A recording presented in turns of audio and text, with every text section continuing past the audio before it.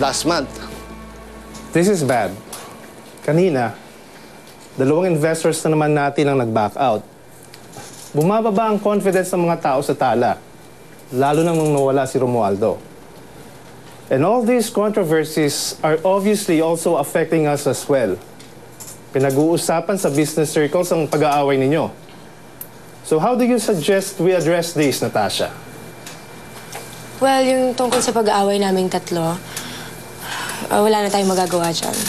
But with these figures, I'm sure there's something that we can do. Diana, anong ginagawa ng department mo? Bakit patuloy yung pagbagsak ng sales? Madami kaming promos para tumaas yung sales namin. Well, if you're saying that's the best thing you can do, it's very inadequate. Kayo, Bernadette, anong ginagawa ng PR department? Aba, di ginagawa namin ang best namin, di ba?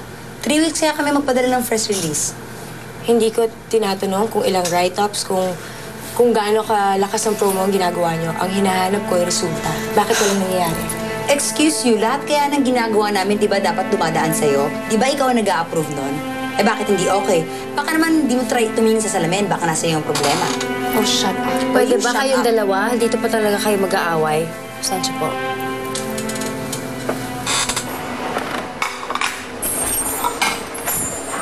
Anak.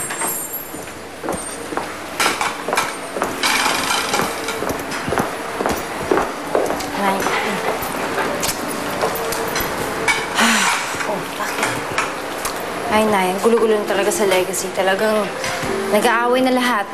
Nagtatalo kami ni Natasha, ni Bernadette. Silang dalawa nagsisigawan sa harapan ng lahat ng tao.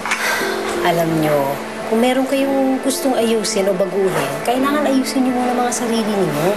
Subukan ninyong ayusin ang alitan ninyo magkakapatid. Ngayon, kapag nagkasundo na kayo, maayos nyo rin ang problema sa legacy.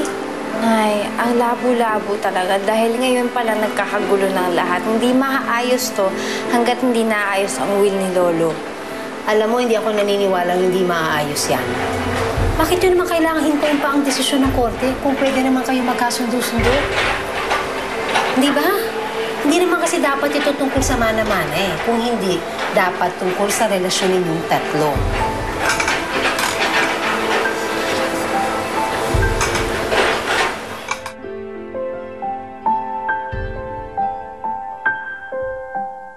Sa inyong magkakapatid, ikaw ang may pinakamalasakit. Ipangako mo sa akin na magpapatuloy ang pamilya Alcantara ng sama-sama.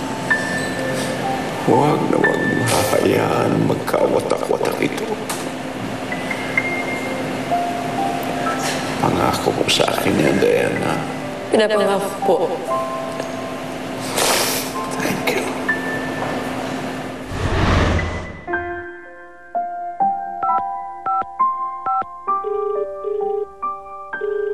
It's outside office hours, so this better be important. Natasha, pwede ba tayo mag-usap? And for what? Pagtutulungan niyo na naman ako. Or ipo-point out niyo na naman sa akin kung gaano ako ka-incompetent na leader ng legacy. Please, I don't want to waste my time para lang makinig sa mga rants niyo. Natasha, hindi yun yung sasabihin ko sa'yo. Sa tingin ko dapat mag-usap tayong tatlo.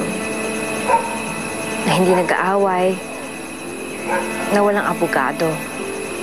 Tayong tatlo lang. Kakausapin ko si Bernadette.